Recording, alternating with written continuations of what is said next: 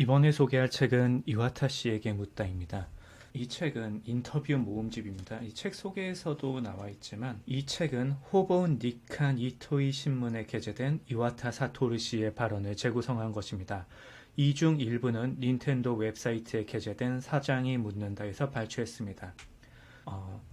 말하자면은 이와타 사토루의 생각을 들여다볼 수 있는 인터뷰 모음집이라고 생각을 하고 있어요. 저는 이런 류의 인터뷰 모음집을 이제 어느 쪽이냐 하면은 좋아하는 편인 것 같아요. 내가 평소에 만날 수 없는 그리고 존경하는 사람들의 생각을 간접적으로 들을 수 있기 때문이죠. 이 책을 읽다 보면은 아무래도 이 사람하고 대화를 하고 있는 듯한 기분이 들기도 하고요. 제가 몇 군데 이제 표시를 해놨는데 한번 같이 읽어보시죠. 나 외에 다른 사람에게 존경심을 가질 수 있는지 여부. 이게 실려있는 쪽은 어디냐. 이와타 씨의 리더십 부분이네요. 자, 나 외에 다른 사람에게 존경심을 가질 수 있는지 여부. 자, 일이란 혼자서는 할 수 없잖아요.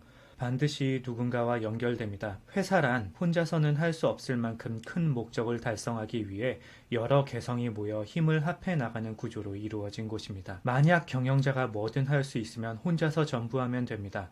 스스로가 가장 확실하고 스스로가 가장 주인의식이 있고 스스로가 가장 원하는 바를 잘 압니다.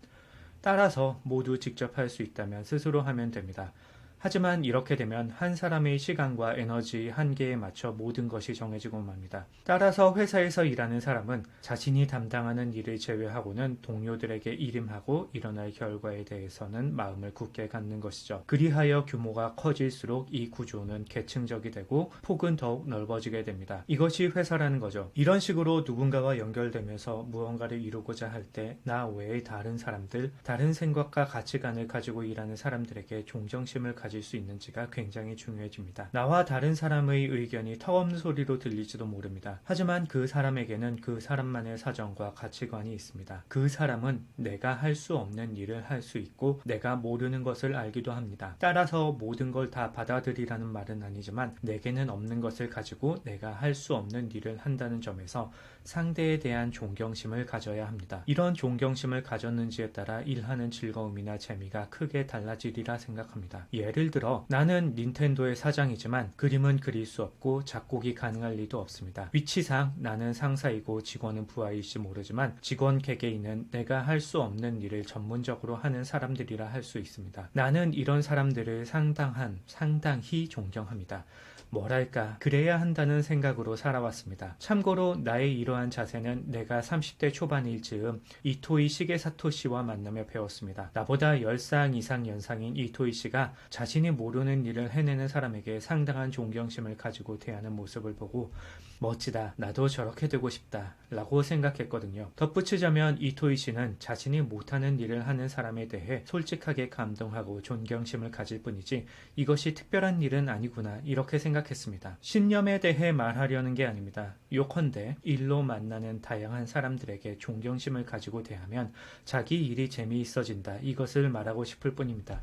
여담이지만 지금보다 훨씬 젊었을 때 스스로가 굉장히 바쁘다고 느끼던 시절에 복제된 내가 3명 더 있으면 좋을 텐데 라고 생각했던 적이 있습니다. 하지만 지금 돌이켜보면 얼마나 거만하고 편협한 발상이었나 싶습니다. 사람은 개개인이 모두 다르기 때문에 가치가 있고 존재 의미가 있는 것인데 어째서 그런 생각을 하고 말았는지 부끄럽습니다. 지금의 나는 반대로 개개인이 모두 다른 강점을 가졌다는 걸 전제로 그 개개인의 사람마다의 차이를 제대로 알고 싶습니다. 이를 알고서 함께 한다면 지금보다 더 가능성이 열릴 것이라고 생각합니다. 너무 정론인 얘기죠. 모두가 다르고 내가 못하는 것도 있고 다른 사람이 잘하는 것도 있다.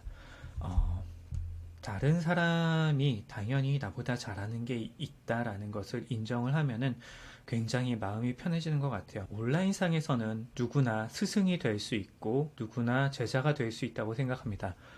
아무도 나이에 대해서 궁금해하지 않죠. 하지만 나이를 알고 나면은 갑자기 손바닥 뒤집듯 바뀌는 사람들이 종종 있습니다. 똑같은 사람인데 나이가 나보다 어리다는 것을 알자마자 굉장히 안하무인격인 태도가 되는 사람들이 있죠. 저는 그런 사람들 볼 때마다 무슨 생각이 드냐면은 그치. 게임을 오래 했다고 해서 잘하는 건 아닌 것처럼 인생을 오래 살았다고 해서 현명한 사람은 아닌 거다. 이런 생각을 합니다. 자, 그리고 제가 꼽은 두 번째. 당사자로서 후회가 없도록 우선순위를 정한다. 사람들이 기뻐해준다는 목표만 있으면 아무리 어려운 문제가 있어도 당사자로서는 문제에 대처하며 해결책을 고민합니다. 나의 이런 성격을 평하며 이토이 씨는 이건 일종의 병이다 라고 말했었죠. 확실히 나는 곤란한 사람이나 문제를 안고 있는 사람이 있으면 그 문제를 해결하고 싶어집니다. 정확하게는 눈앞에 뭔가 문제가 있으면 나라면 어떻게 할까를 진지하게 고민하게 됩니다. 돕는다기보다는 당사자로서 진지하게 고민합니다. 어째서 그런가 하면 그 사람을 좋아하기 때문도 불쌍해하기 때문도 아닙니다.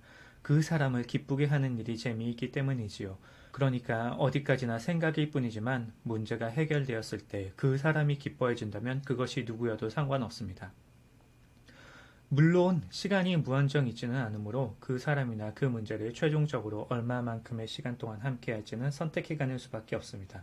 이것이 일종의 딜레마입니다. 특히 인터넷이 등장하고 나서는 장소, 거리, 물리적인 공간과 같은 제약이 한꺼번에 사라져버려 딜레마를 겪는 일이 많아졌습니다. 내가 무엇을 할 수 있을까를 생각하다 보면 결국 마지막에는 시간의 제약을 받게 됩니다. 예를 들어 어느 하루 일과를 생각했을 때 지금까지는 내가 교토에 있을 경우에는 교토에 있는 사람만 만날 수 있었습니다.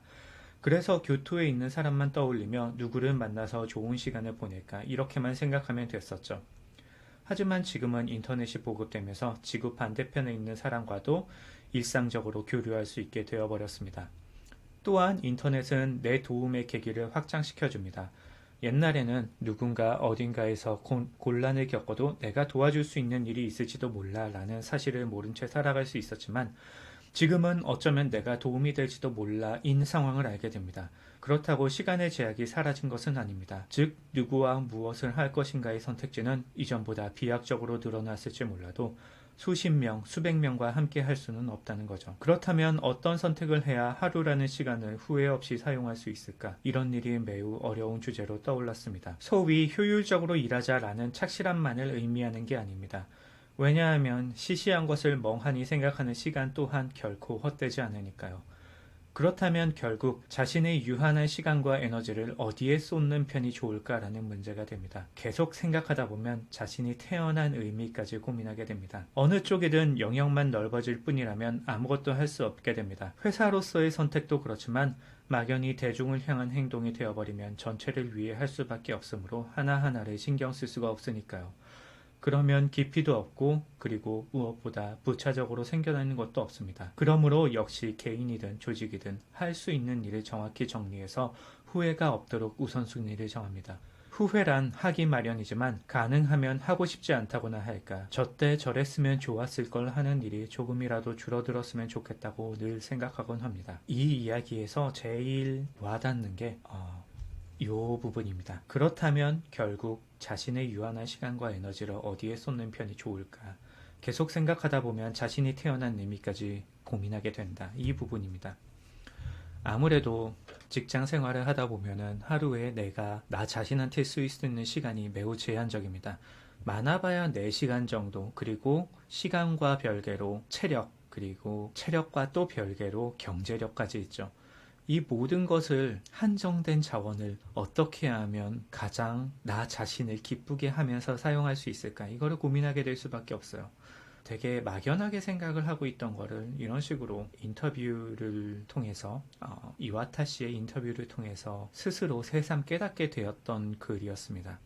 그리고 마지막으로 이와타 씨의 말 조각 6번째. 이거는 다른 부분이 아니라 제일 처음에 딱 3줄만 읽어도 충분하다고 생각합니다. 명함 속에 나는 사장입니다. 머릿속에 나는 개발자입니다. 하지만 마음속에 나는 게이머입니다. 계속 읽어보도록 하겠습니다. 나는 꼭 당사자가 되고픈 사람입니다. 모든 일의 방관자가 아니라 당사자이고 싶습니다. 누군가에게 도움이 되거나 누군가가 좋아해주거나 고객이 기뻐하거나 항상 뭔가를 가져다주는 당사자이고 싶습니다. 당사자가 될 기회가 있는데도 그걸 알면서도 손을 대면 상황이 좋아질 수도 있고 뭔가를 더해줄 수도 있지만 힘들어질 테니 하지 않겠어 이러면서 당사자가 되지 않은 채로 있는 것이 나는 싫다고 할까. 그러지 않으면서 살아왔지요. 그러지 않으면서 살아왔기 때문에 힘들기도 했지만 재미있는 일도 많았습니다. 후회하고 싶지 않으니 힘이 있으면 죄다 쓰려고요. 이런 느낌이랍니다. 나는 오래전부터 내가 누군가와 일을 한다면 다음에도 이 녀석과 일하고 싶어 라는 말을 듣게 하자. 이것이 모토였어요. 이것이 항상 내 안에 자리 잡고 있었던 셈이지요. 왜냐면 이제 이 녀석이라면 사양할래 이런 말은 듣고 싶지 않으니까요. 현실에서는 고생하지 않고는 일이 잘 될 리가 없습니다. 다만 현장 직원들의 분위기가 좋았기 때문에 모두가 싱글벙글 웃으며 즐길 수 있는 제품으로 완성된 게 아닐까요? 나는 사람들이 비디오 게임을 즐겨주면 기쁘지만 비디오 게임 이외의 오락이 쇠퇴하기를 바라지는 않습니다. 비디오 게임을 즐기기 바라지만 비디오 게임 이외의 오락도 어렸을 때 경험했으면 합니다. 나 자신도 어린 시절에 다양한 놀이를 체험할 수 있어서 매우 다행이었다고 생각하니까요. 새로운 제품을 내놓을 때면 이것이 세상에 어떤 식으로 받아들여질지 너무나 떨립니다. 항상 뭔가를 낼 때마다 그렇습니다. 두렵지요, 매번. 그러니까 모든 것을 다 하려는 겁니다. 내가 겪어온 것들이 허사였다고는 생각하지 않습니다. 자, 저는 이 말이 되게 마음에 들어요. 명함 속에 나는 사장입니다. 머릿속에 나는 개발자입니다. 하지만 마음속에 나는 게이머입니다. 스스로가 어떤 사람인지 꾸준히 생각해 나가면서 나는 어떤 사람인가 고민하는 게 이 세 줄의 문장에 굉장히 잘 나타났다고 생각해요. 저도 이런 멋들어진 말을 할 수 있으면 좋겠다고 생각하고 있습니다. 아직까지는 명함 속에 나와 머릿속에 나밖에 없지만 언젠가 마음속에 나는 어떤 사람입니다 하고선 당당하게 명함 이외에 다른 것으로도 나 자신을 소개할 수 있으면 좋겠다는 생각을 하고 있습니다. 이와타 씨에게 묻다라는 책에서 제가 뽑은 세 가지 글을 한번 같이 읽어보았습니다. 일종의 인터뷰 모음집이지만 저 스스로가 게임을 좋아하기도 하고 현대 게임계에 지대한 영향을 미친 닌텐도의 사장인 이와타의 말이기 때문에 제가 더욱 더 진지하게 받아들이는 것일 수도 있습니다.